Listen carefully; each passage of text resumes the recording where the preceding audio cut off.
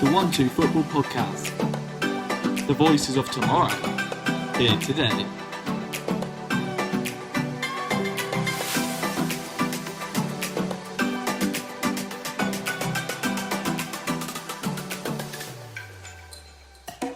Hey guys, welcome back to the O2F Football Podcast. I'm Nathan. I'm joined today by Ollie and Kieran. Right, hello. Today we'll be discussing the biggest talking points in the Premier League right now. Let's get into it. Alright, so one of the biggest talking points to come out of the most recent Premier League match day was Manchester City's calamitous defeat to Spurs. This sort of sums up their start to the season, sitting in 13th place.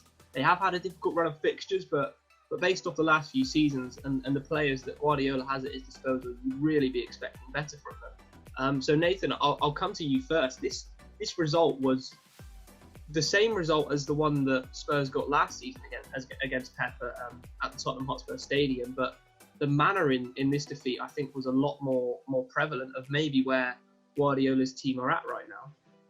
It's weird because, apart from the Leicester game, Man City haven't really been torn apart by anyone. And they tend to still have the most possession in the games they play. They tend to create more chances than the other team. So it is a bit weird that they're doing so bad. And I heard someone say, I can't remember who said it, but it was a good point, that we're seeing a lot more of Jesus this season. We're seeing a lot more of Rodri this season instead of Fernandinho and Aguero, who obviously two for the last 4 years have been, 5 years, 6 years, been this catalyst in that Man City side for success. And the problem being, Jesus, Rodri are good players, but they're not quite as good as Fernandinho. Rodri is not quite as good as Fernandinho. Jesus is not quite as good as Aguero. So that slight little pushback of that quality, I think that's maybe had an effect. Reliant on Kevin De Bruyne. So Kevin De Bruyne is probably arguably the best player in the Premier League, at least top three. And they're so reliant on him now. How many shots did he have in that game against Tottenham? They're so desperate on him for creativity. They seem to. It's weird to say this Man City side's lacking a bit of creativity, but I think they are. And I don't know whether it's a bit like maybe Poch's time ended at Spurs, where the message isn't quite the same. They need some new blood, need some new players, but I'm not sure what's going on really. It's a really strange one. Yeah, no, I completely back you up on that one. But from watching the game as a whole over the whole 90 minutes, you're absolutely right about Rodri and Jesus. Jesus wasn't that threatening. I think the problem with him is he does try to pass it in. And there were a lot of moments when City got into Hugo Lloris's box and it was just pull the trigger, and no one did. And the one time someone did, it was a defender, which is quite worrying for City. And there were no real clean-cut chances for them. You think back to last season, they had a missed penalty, missed open goal. Lloris made some brilliant saves, whereas this season, I struggle to think of anything before the 93rd minute when Ruben Diaz had that header that was pretty comfortably saved by Lloris. And looking at the analysis afterwards as well, it's easy to see why they did lose. Spurs went into the game with the game plan of sitting deep in that low sort of defensive block and then countering. Manchester City, in possession, were playing as a back three, and it was Diaz, Laporte and Walker. Walker, you're never going to get past him. He's just too quick. You target the slower central defenders, you're much better at having the opportunity to counter them and then score. And we saw that in the second goal. Giovanni Lo Celso burst out of nowhere from midfield and slotted the ball through Ederson's legs. And you just think sort of everything that could have gone wrong for City on that day did go wrong. And I think it might largely be in part due to Rodri and Cancelo, for me, in what ended up being two holding midfield players when City had possession. Cancelo would come in off the left and try and bring the play together, similar to what Philipp Lahm used to do for Guardiola's team at Bayern, that full-back converted to a holding midfielder role. And let's be honest, Cancelo is a good full-back. He's not good enough to do that job. He's no Philipp Lahm at the end of the day. And Rodri, there was a moment when he was chasing the ball with Kane, and the one criticism you'd probably have of Kane's game is his lack of pace. Yet he was just breezing past him, made it look easy.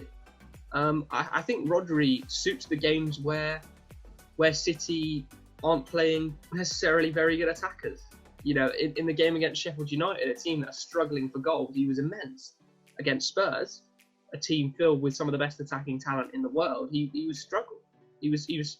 But I mean, when you look at it like that, it's almost like you need that Fernandinho leg back that you had, where he would stop absolutely everything and he wouldn't let anything like that happen. And I think City are really missing that. But it's just where they go from now, because there's no doubt they have those players who can take them to league titles and the top of the Premier League. But are they being shown in that light anymore? And I think maybe a positive of City is that depth they have up front. I don't think there's a game that goes by where Pep keeps the same front four. I really don't. Ferran Torres has found his way, and Sterling was on the bench most recently against Spurs. Mahrez might play and then not play. Bernardo Silva the same. And Foden as well. And you think, how can a player whose job it is to score goals build up any form when they're in and out of the team? It's a weird one. Again, it's just this whole situation's weird because when you think with Man City, and Pep's obviously not going to leave. He's just signed a new 4-year deal, so he's not going to go. So what changes? What changes this? Because it's very, you can't really talk about Man City in a rebuild with the amount of money they spend. But do they need to do that? Do they need to start selling some of that older guard and replacing them with players? But then who do they bring in? And is it Pep? Is it the players? It's hard to tell because we're back to Spurs. You'll know more about this than me, Kieran. But that squad that Mourinho's got is quite similar to the one Poch had, and the job it's been changed because the message has changed from the manager. So is it a case of needing that new manager in the dugout, or is it a case of having to use Man City's spending power to bring in some new players? I don't know what you think about this, Ollie. I think it's a weird one, and the fact that Man City are so far down the table is odd. And in my opinion, I think it got even weirder by the fact that Pep signed a new deal to keep him, I think, there until 2023 or 2022, something like that, a 2-year deal or something. So I think that was the weirdest thing of all. A team doing so bad, well, not so bad, but doing so bad in terms of the table where they should be, to then sign the manager onto a new contract in a time of uncertainty for the team, I thought was very bizarre. I think you look at the squad, and you can put some blame down to injuries. They haven't had Aguero for large parts of the season. He's been very injury prone recently. And like you said, Fernandinho not really been in there. So it's player change, yes. But I think you look at the squad, and there is no doubt Man City have got one of the best squad depths in the league. Maybe the best in the league. They've got unreal squad depth. They can bring Mahrez in off the bench, and he could start for any other Premier League team in the league. So, you look at it and you think, okay, they haven't got Aguero up front, but surely they've got enough squad depth to fill that void, to actually allow someone to come in and just run the show as Aguero was. No one is Aguero. No one can deny it. He's one of the best strikers the league has ever seen. But Gabriel Jesus is a great striker. So I think it's too simple to say it's the fact of injuries. I personally think it's a mistake to give Pep a new contract, and I think that's crazy to say that about one of the best managers in history of the game. But I do think that it must be something to do with the manager. I think that time has just run out, and I think the same thing has just got old for Man City, and I think that is as simple as it is, because I don't think it's the players. They have got such good players. It's strange, isn't it? Because Pep's done. But people think Pep's like a sort of checkbook manager. He comes in, you do the thing. But he has rebuilt teams before. His first job at Barcelona, the first time he was there, that team wasn't very. He got rid of a lot of the kind of old guard and brought in his new style, the tiki-taka style. Kind of took over football for about 5 years. But in recent times, he's not really had that time where when it started going bad, that's it. He just goes, or it never gets to that point where it gets bad. And so he now has a new challenge now, and he has to take it. And this might be one of the hardest times in his career because he's already rebuilt that Man City side the first time when he first arrived, and now he's got to do it again, but with who he's got already. He can't just flash another 200 million on new players. He has to look at that squad that he has, and it's a good enough squad. So it's just I don't really know where Man City go from here, because it's hard to even rule them out as title challengers. They're that good, but it's just really odd. I think. And this is no way of me saying that I am a tactical mastermind, because I'm far from that. But from what I've seen in the games where City have lost, quite comprehensively, the scoreline would tell you, is that they're just being done on the counter attack, and it's it's a very simple thing to avoid, I think. But having that high line relies on how Man City like to play, camped in the opposition half, slowly working the ball down and around, and things like that. But maybe something that slightly has gone under the radar was the loss of David Silva.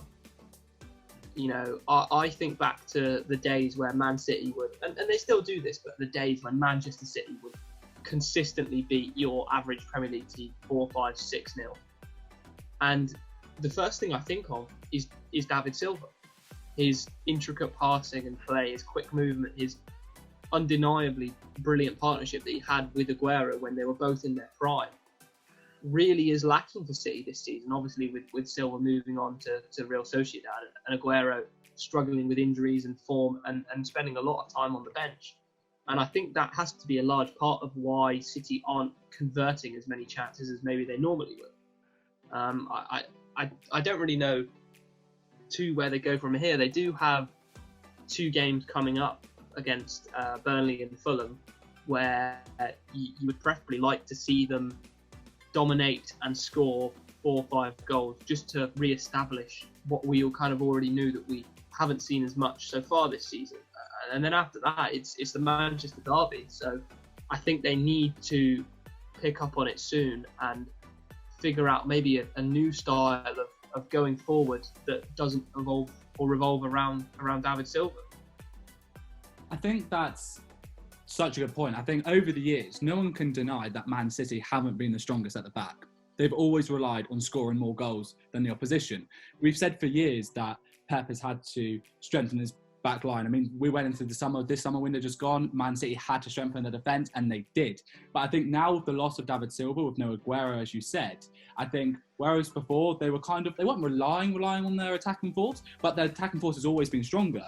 They've weakened in terms of their attack with the loss of players, and the defenders they've signed haven't necessarily improved the defence as much as they need to in order to cover the lack between the ability up front and at the back. So I think now, with the drop in ability up front to the not as much proven as probably they need at the back, they're showing their weaknesses. They're not outscoring people, they're not scoring goals, they didn't score at all against Spurs, and they're lessening goals. So, I mean, I think that's where they need to improve. And that's why I think it's a shock that Pep signed a new contract, because if his problem since day one has always been the defence, how are they meant to go forward from here with players ageing up front? They've got to sign new blood all over the pitch, surely. Well, either way, however they do decide to work this rebuild, whether it is with that fresh blood idea or whether they try and persist with the players they have, I think it's going to be a really interesting one to see, and also see how Pep evolves as a manager. Moving away from a club with a manager that recently penned himself to a new 2-year deal, we're now going to look at managers that could be heading for the exit door. So, Kieran, who do you think is most likely to get sacked next? Sacked first, in the Premier League at least. The last time we sort of touched on this, I think I was a little bit more clearer with possibly managers who could be looking close to the exit door, whereas now I think it's lessened a bit, and I think there's 2 clubs really for me who it just isn't working. It just isn't working, you know. But I don't know if the new manager for either of them will work that well, you know. And I'm thinking of Chris Wilder at Sheffield United and Scott Parker at Fulham, and actually Slaven Bilic at West Brom. You know, I hate to do it as if it's the bottom 3, but it's a results business, and if you're not getting results, then you're going to remain in the bottom 3. But I look at what Chris Wilder did for Sheffield United last season.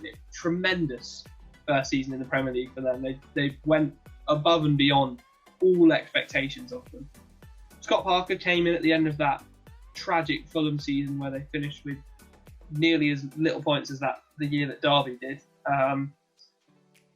And Scott Parker came in, and although he wasn't going to prevent the relegation, he looked like he had an identity and a purpose there. And his season in the Championship, he did extremely well. And I think back to how he set up and his game management for the game against Brentford, one of the best attacking teams in the Championship that season, and he completely nullified all of their attacking threats. But they just look so out of their depth in the Premier League, and they're almost trying to play how Norwich did at the beginning of their season, where they were trying to play how they played in the Championship, and they just didn't have the players good enough for it in the Premier League. So I think he needs to look at maybe doing someone like Sean Dyche would do when they're struggling, is try your best to play to your strengths and grind out those results and draws whenever you can. Don't try and play teams off the park, because it's not going to happen. And my one bit of advice would be to play Ruben Loftus-Cheek, because he came on against Everton, and although he only played for half an hour, he was by far their best player, like comfortably. He brought some strength, some purpose, some actual attacking intent to that forward line, which inspired all of the other ones as well. He earned the penalty, which of course Fulham missed, and he scored. So I think you have to now, after seeing what he can do in half an hour, I think you've got to build that team around him. But I still think that maybe they need some fresh blood there. Maybe a Sam Allardyce. I think it's harsh on Scott Parker, to be honest. I quite like what he's doing over at Fulham. I think everyone will be pretty clear that he does not have the best squad at his available for him. Fulham have not got the best team. I don't think their team was particularly brilliant last season in the Championship, and they have been also desperately unlucky. I mean, it's not Scott Parker's fault that Ademola Lookman's trying Panenka's in the 97th minute. It's, and Mitrovic can't score a penalty. It's not particularly his fault. But I do think the Slavan Bilic one is a very good shout, and also because not just on the pitch things, I think off the pitch. I mean, the whole Ahmed Higazi thing, where Bilic wanted to keep him, and the board have gone behind his back and sold him for a pretty cheap fee, or loaned him out, loan to buy, to a foreign team. I can't remember who, but I mean that already shows that the board don't fully. There's not that relationship there. So if Bilic has a couple more bad results, the board could just go, oh, fine then, go. We're weakening your squad enough to not give you enough to stay up. So I feel like Bilic has a good chance of actually leaving, because the relationship with the board has already been sort of ruined. I think for West Brom, definitely there is a chance that they could sack their manager first out of everyone in the league. Like you said, having a manager not getting on with the board, upset about players, just not enjoying his time there, or not enjoying his time spent with the board anyway, that definitely is not a good sign. I think for Scott Parker at Fulham, it's just deja vu. I don't think any manager is going to go into that Fulham team and do anything more so than he already is. The same thing keeps happening in Fulham every single time they get into the Premier League. They just go straight back down, and they don't do very well in the Premier League. So I don't know what they have to do. I don't know, maybe they need to just don't get promoted from the Championship and just, spend a few years, bringing through younger players maybe and building their way back up to the Premier League. But they just cannot survive in the Premier League. I mean, they may turn it around in the latter half of the season, but so far, I think Scott Parker, if he does get sacked, it would be unfair. It's a waste of time as well, in my opinion. I don't think anyone's going to come in and, rejuvenate that Fulham side. I think that they've got a squad for the league below. They have got a Championship squad. And yeah, Ruben Loftus-Cheek can add that talent that is needed in the Premier League, but one player can't, save a whole entire squad. So I think for Fulham, it is a matter of, in my eyes, they are going down, and they might as well stick with Scott Parker and see what he can do. You're absolutely right about that, Ollie, and that it's deja vu, because we saw in that season, Fulham cycled through about 3 or 4 managers. Nathan, the first manager, Jukanovic. Jukanovic. Yeah, I didn't want to say Jukanovic, but that's him. I was happy when he got sacked, because I didn't have to keep saying his name and remembering how to pronounce it. And you had, was it Felix Magath as well? No, that was like when they got relegated, 6 years ago. Ranieri. Ranieri, and then Parker at the end. It was the same throughout. And sometimes you have that effect with a new manager comes in, and you see a string of positive results. And from what I remember, there wasn't a massive surge really from either time that someone new came in. So I think you have to stick with Scott Parker, because it would be a waste of time getting rid of him and bringing in someone else who will realistically not do any better. I don't want to plug my own articles here, but I mean, I think this is clear evidence of exactly the sort of views that some people, like I expressed in my own piece the other day, of having where certain teams are too good for the Championship, but aren't good enough for the Premier League. They need some time to, build up and actually get ready for the Premier League, because it is such a big jump. The Championship level and the level in the Premier League is a huge jump. So I think that Fulham just need to stick by Scott Parker. They need to, see where it goes. And if they do go down, they go down. And then they can rebuild and spend more wisely. Play players that, like you've said, they're not playing Loftus-Cheek all that much. And he is probably the best player in that squad. So they need to keep playing him. And they need to actually, revolve their team around players. And he is only on loan there. So they're not going to have him next year unless, they really get him. So it'll be interesting to see where they go with that. But I mean, I think the most interesting one out of them all is Chris Wilder. What did they do at Sheffield? I mean, last season, they were incredible. They were the shock of the entire league. So where do they go from this? Because surely it can't just be get rid of Chris Wilder, because he did so well last year. It's what does loyalty get you in football? Because if Wilder gave Sheffield United probably the best season they've had in about since they were last in the Premier League, which was about 15 years ago. But in this season they've been awful. Like, there's no other word to describe. They've just been poor. Like, you watch them, you just think, this isn't just not a good football team. So it's strange. It is.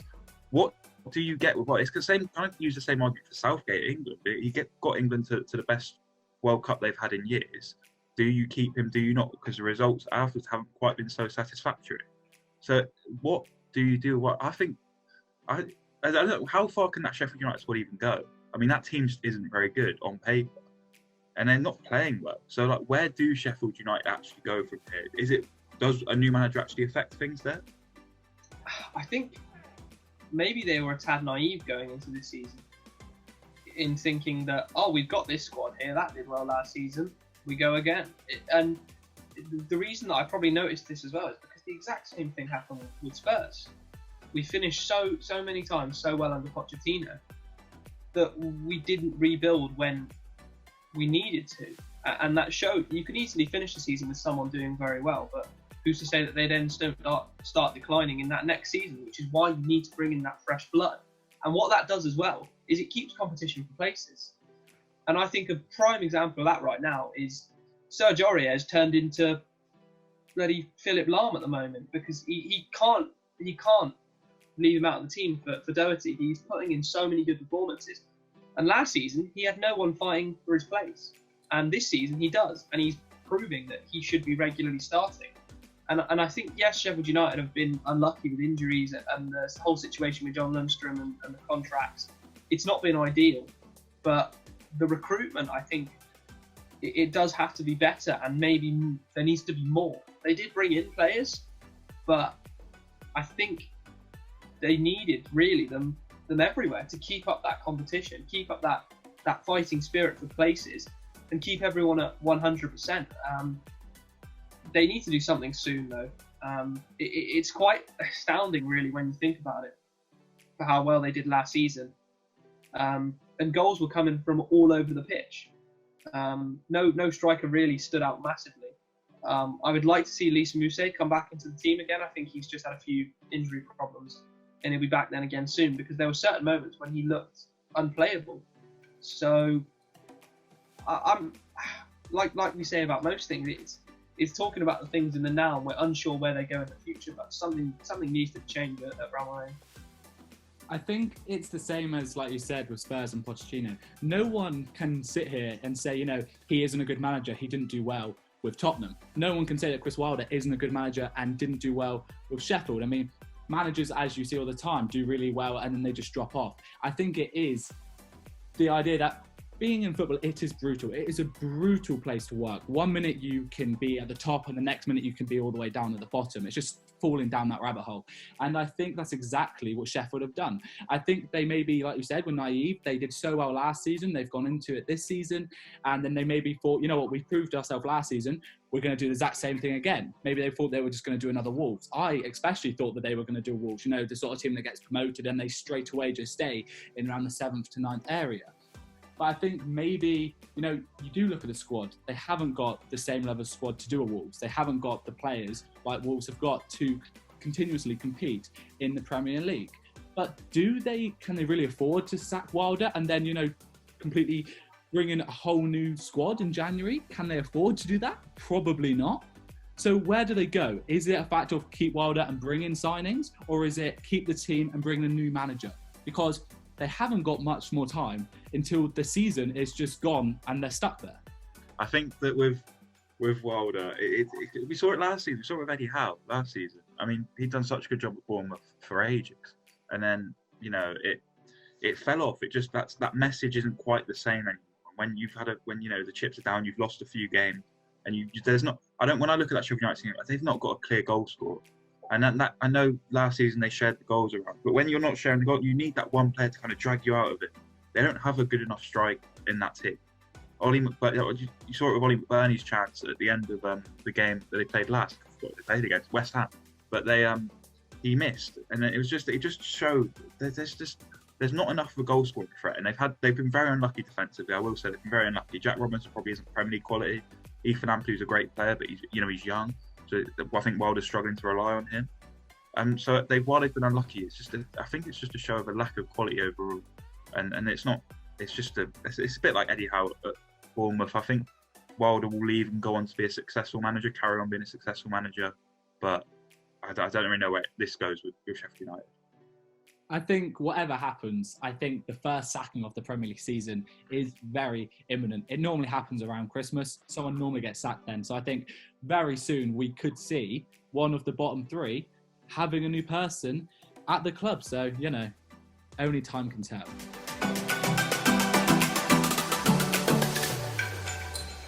And that wraps up the 1-2 Football podcast. Thanks for listening. Before you go, make sure to check out our Facebook at 1-2 Football and our Twitter and Instagram at 1-2 Football UK. And now about you take a look at 12football.com. Some of the best articles from a growing list of contributors from around the world. We will be back next week.